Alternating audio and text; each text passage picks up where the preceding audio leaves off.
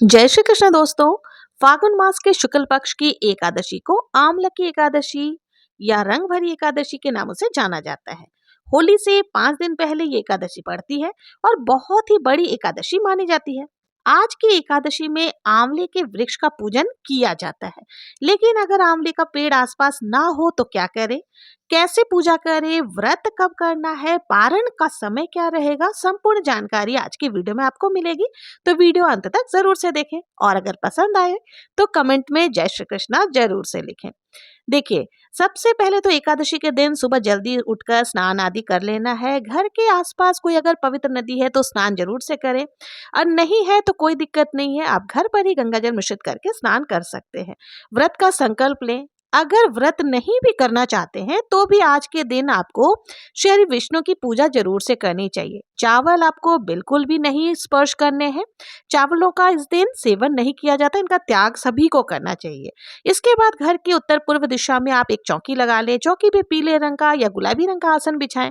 आसन हमने बिछा लिया, इसके ऊपर थोड़ा सा तिलों का आसन देते हुए हमें श्री विष्णु और माता लक्ष्मी जी की संयुक्त रूप से कोई भी मूर्ति, प्रतिमा या चित्र आपके पास है तो वो आप उनको विराजमान कर सकते हैं। और देखिए, आज के दिन ही यानी कि महाशिवरात्रि के दिन माता पार्वती और शिव जी का विवाह संपन्न हुआ था। तो कहते हैं आज के दिन यानी आंवले की एकादशी के दिन शिव जी माता पार्वती को गौना कराकर काशी लेकर गए थे, जहां पहली बार सभी भक्तों ने मिलकर फूल और रंग बरसाए थे, गुलाल अबीर उड़ाया था। तो कहते हैं इसलिए आज की एकादशी को रंग भरी एकादशी भी कहा जाता है। तो आज के दिन शिव जी के साथ में भी रंग खेला जाता है। तो देखिए, यहाँ पर हम शिव जी और माता पार्वती को भी जरूर से विराजमान कर लेंगे। इनके साथ ही अगर लड्डू गोपाल की सेवा आप करते हैं तो उनको भी विराजमान कर लेना है, और गौ माता को भी जरूर से विराजमान कर ले। अब हमें एक देसी घी का दीपक प्रज्वलित कर लेनी है, या तिल के तेल का भी आप प्रज्वलित कर सकते हैं।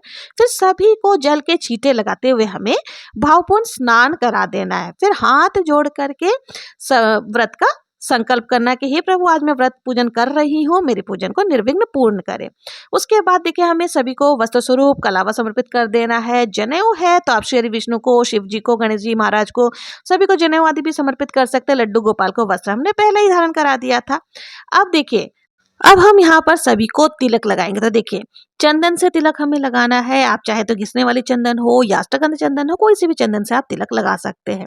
तो यहाँ पर हमने शिव जी को, लड्डू गोपाल को और साथ ही श्री विष्णु को, सभी को हमें चंदन से तिलक लगा देना है। माता गौरा को और साथ ही माता लक्ष्मी को रौली से आपको तिलक लगानी है। गणेश जी को भी रौली से तिलक लगानी है। इस तरह से हम तिलक आदि लगा देंगे। और देखिए, तिलक के पश्चात हमें आज के दिन चावल का प्रयोग नहीं करना है, तिल का प्रयोग करना है। और थोड़े से तिल जो है ना, आपको दीपक में भी जरूर से डालने चाहिए। ऐसी मान्यता है, दीपक में जितने तिल चटकते हैं उतने ही हमारे पापों का नाश होता है। अब आपके पास जो भी पुष्प है वो आप पुष्प समर्पित कर सकते हैं। देखिए, आज के दिन गुलाल आदि भी समर्पित की जाती है। तो हम यहाँ पर सभी को पहले पुष्प चढ़ा देंगे। जो भी रंग का फूल आपको मिल जाए वो आप चढ़ा सकते हैं। अगर कोशिश करें कि लाल पुष्प मिल जाए तो बहुत अच्छा है, और साथ ही पीले रंग के पुष्पों को भी आप चढ़ा सकते हैं। तो यहाँ पर हमने सभी को पुष्प आदि समर्पित कर दिए हैं। अब देखिए, जो आंवले की एकादशी होती है ना, इसमें आंवले के वृक्ष का पूजन करना बहुत ही विशेष और बहुत ही शुभ फलदायी माना जाता है। अगर आपके घर के आसपास में कोई आंवले का वृक्ष है तो आप वहां भी जाकर के पूजन कर सकती हैं, और नहीं है तो नर्सरी से छोटी सी डाली ला करके भी आप पूजन कर सकते हैं। लेकिन ध्यान रखिए, आंवले की एकादशी के दिन आपको आंवले के वृक्ष की डाल नहीं तोड़नी है, पहले से आप ला करके रख सकते हैं। देखिए, अगर कोई आसपास में मंदिर है, वहां पर आंवले का वृक्ष है, तो वहां पर जाकर के भी पूजन आप कर सकते हैं। आंवले की पूजन करने से आपको ब्रह्मा, विष्णु और महेश और माता लक्ष्मी जी की असीम कृपा प्राप्त होती है। आंवले के पेड़ में आप कच्चा दूध मिला करके जल अर्पित कर सकते हैं, धूप दीप पुष्प आदि अर्पित कर सकते हैं, गुलाल अर्पित करें। और देखिए, कुछ भोग प्रसाद आप जरूर से वहां चढ़ाएं। वहीं पर बैठ करके आप आंवले की एकादशी की कथा भी पढ़ सकते हैं। कथा के बाद आरती करें, और 5, 7, 11, 21 जितनी हो सके आंवले की वृक्ष की आपको परिक्रमा भी जरूर से लगानी चाहिए। और यदि आंवले का वृक्ष आसपास नहीं है तो आंवले का फल भी आप भोग स्वरूप चढ़ा सकते हैं। मुझे तो यहाँ पर आंवला नहीं मिला था, इसलिए मैंने फलों का ही भोग लगाया, ऋतु फल आदि का भोग लगा दिया है। इसके साथ ही देखिए, आपको तुलसी पत्र जरूर से चढ़ानी चाहिए। पर ध्यान रखें, एकादशी के दिन आपको तुलसी दल नहीं तोड़ना है। मंजरी लगी हुई अगर तुलसी दल मिल जाए तो बहुत अच्छा है। श्रीहरि विष्णु को अत्यंत प्रिय है तो आप ये चढ़ा सकते हैं, लेकिन ध्यान रखें शिव जी को और गणेश जी को हमें तुलसी दल अर्पित नहीं करनी है। तो यहाँ पर हमने लड्डू गोपाल को और श्रीहरि विष्णु को तुलसी दल अर्पित कर दिया है। इसके साथ ही देखिए आपको एक पात्र में जल भी जरूर से समर्पित करनी है, और इसके साथ ही देखिए आपको यथासंभव दक्षिणा जरूर से समर्पित करनी चाहिए, क्योंकि दक्षिणा जो है ना पूजा में रही कमियों को पूर्ण करती है।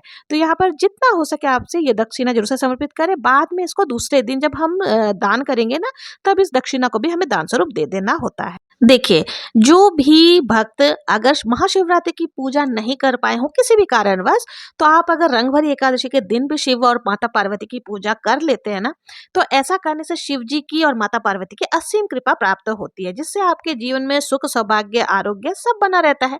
और रंगभरी एकादशी हमारे समस्त पापों का नाश करती है और अंत में मोक्ष की प्राप्ति करवाती है। तो भगवान विष्णु जी की साथ साथ आपको आज के दिन शिव जी और माता पार्वती जी की भी पूजन जरूर से करनी चाहिए। अब हमें कथा का श्रवण करना है। तो देखिए, कथा सुनने के लिए आप एक कलश में जल ले ले और अपने दाएं हाथ में थोड़े से तिल और पुष्प लेकर हमें कथा का श्रवण करना है। कथा का वीडियो आपको मेरे चैनल पर मिल जाएगा। मैं यहाँ कथा सुनाऊंगी तो वीडियो बहुत ज्यादा लंबा हो जाएगा, तो बहुत ही प्रेम पूर्वक आपको आमलकी एकादशी की कथा और रंगभरी एकादशी की कथा सुन लेनी है। कथा सुनने के बाद जो हमने हाथ में पुष्प और तिल लिए थे वो हमें श्रीहरि विष्णु के और जो शिव जी के चरणों में डाल देना, थोड़े से तिल जल के कलश में भी डाल देना है। इस तरह से हमारी पूजन हो जाएगी। अब हमें आरती करनी है। तो देखिए, आरती आपने जो दीपक प्रज्वलित किया है उससे भी कर सकते हैं, और नहीं तो आप अलग से कपूर जला करके भी आरती कर सकते हैं। इस पूजन को देखिए बहुत ही भव्य तरीके से भी आप कर सकते हैं, कलश स्थापना आदि करके भी कर सकते हैं, और मैं यहाँ पे बहुत ही साधारण तरीके से आपको बता रही हूँ। तो आज के दिन आप पुष्प जरूर से ज्यादा समर्पित करें। साथ ही आप पुष्पों की होली खेल सकते हैं, या फिर अगर गुलाल आदि आपके पास है तो वो भी आज के दिन आप सभी को समर्पित कर सकते हैं। देखिए, जो भी हम रंग गुलाल आदि समर्पित करेंगे ना, वो उनसे हमें परिवार के सभी सदस्यों को तिलक जरूर से लगाना है। इससे हमें सभी देवी देवताओं का आशीर्वाद की प्राप्ति होती है। तो इस तरह से हमारी पूजन हो जाएगी। पूजा के बाद आपको क्या करना है, जो भोग प्रसाद हमने चढ़ाया है ना, वो परिवार के सदस्यों में बांट सकते हैं। जल का कलश से थोड़ा सा जल हाथ में लेकर के आपको 2 बार जो है ना इस तरह से चौकी पर आचमन कर देना है। देखिए, आप चाहे तो आज के दिन हवन आदि भी कर सकते हैं, या आप पर निर्भर करता है कि आप किस तरह से पूजन कर रहे हैं। मैंने यहाँ पे बहुत ही साधारण तरीके से पूजन करना बताया है।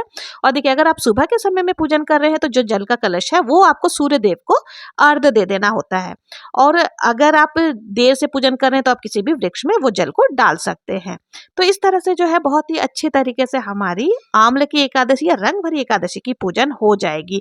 चौकी नहीं हटानी है, क्योंकि शाम के समय भी हम भोग प्रसाद यहाँ पर समर्पित करते हैं।